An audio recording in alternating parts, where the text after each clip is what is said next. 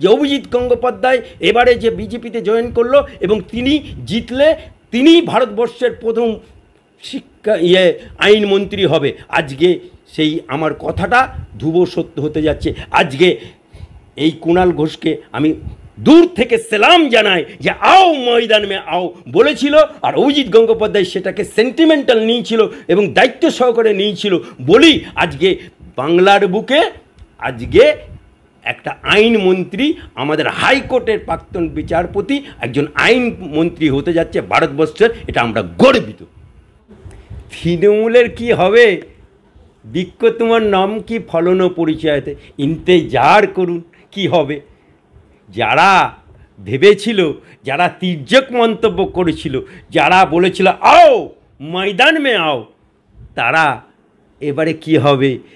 যে লোকটাকে আও ময়দান মে আও সেই লোকটা এলো, জাস্টিস পদ ছেড়ে দিল, তারপরে সে এমপিতে দাঁড়ালো এবং তৃণমূলকে হারালো, তারপরে এমপি হলো, তারপরে আজকে ভারতবর্ষের বাংলার না ভারতবর্ষের আইনমন্ত্রী হবে। যে আইনটা সেই মন্ত্রী অভিজিৎ গঙ্গোপাধ্যায়ের হাতে থাকবে, সেই দপ্তরটা অভিজিৎ গঙ্গোপাধ্যায়ের হাতে থাকবে।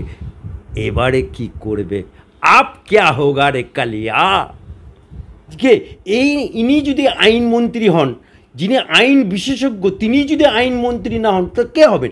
এক। 2 নম্বর, ইনি যদি আইনমন্ত্রী হন ভারতবর্ষের, তাহলে তৃণমূলের অনেকের খাটিয়া খাড়া হয়ে যাবে। দেখুন, বিচারপতি গঙ্গোপাধ্যায় তিনি আইন সংক্রান্তভাবে তিনি আইন নিয়ে পড়াশোনা করেছেন, তিনি আইনটাকে ভালোভাবে জানেন, তিনি লয়ার ছিলেন, লয়ার থেকে জাস্টিস হয়েছেন, জাস্টিস হয়ে তিনি অত্যন্ত দৃঢ়তার সাথে বাংলার বুকে তৃণমূলের যে চোর শিক্ষা দপ্তরে সিবিআই তদন্ত দিয়েছে এবং সেই সিবিআই তদন্ত দিতে ওনাকে বহুত সমালোচনা শুনতে হয়েছে, বহুত তির্যক মন্তব্য করতে হয়েছে।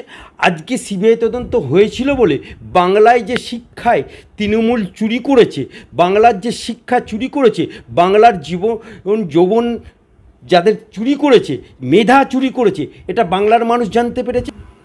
অভিজিৎ গঙ্গোপাধ্যায়ের লাকটা খুব ভালো, জানেন তো? কারণ অভিজিৎ গঙ্গোপাধ্যায় প্রথমে এলেন হাইকোর্টে প্র্যাকটিস করতে, কিছুদিন প্র্যাকটিস করার পরেই উনি জজ হয়ে গেলেন। ওনার সমসাময়িক অনেকে জজ হতে পারেনি, আজও পর্যন্ত সিনিয়র গ্রাউন্ড পর্যন্ত পায়নি ওনার সমসাময়িক। আজকে উনি জজ হলেন। আবার অর্থাৎ উনি টাইমিং, সেই ক্রিকেট খেলাটাতে একটা আছে ব্যাটে বলে করার, অর্থাৎ টাইমিং ম্যাটারটা কোন জায়গায় ধরতে হবে আর কোন জায়গায় ছাড়তে হবে, এই জ্ঞানটা অভিজিৎ গঙ্গোপাধ্যায়ের খুব ভালো আছে। আমি যেহেতু হাইকোর্টের উকিল, আমি ওনার এজলাসে বিভিন্ন মামলাতে দেখেছি এবং উনি যখন যে কাজটা করেন অত্যন্ত দক্ষতার সাথে, অত্যন্ত মাইনরলি এবং সিনসিয়ারলি উনি কাজটা করেন। আমি মনে করি উনি যে ইলেকশনটা লড়েছে সেখানে উনি জাত দেখেনি, ধর্ম দেখেনি, কোনো দেখেনি। উনি Abhijit Gangopadhyay let me finish, তমলুকে গেছে বলে পায়ে হেঁটে মুসলমানরা উনাকে ফুলের মালা পরাতে এসছে। তার মানে মুসলমানরা ওনাকে ভালোবাসে, মুসলমানরা ওনাকে তমলুকের মানুষ ভোট দিয়েছে। আজকে ওই অভিজিৎ গঙ্গোপাধ্যায়ের বিরুদ্ধে ইলেকশনে দাঁড়ানোর পরে বিভিন্ন কুৎসা, শুধু কুৎসা রটনা এবং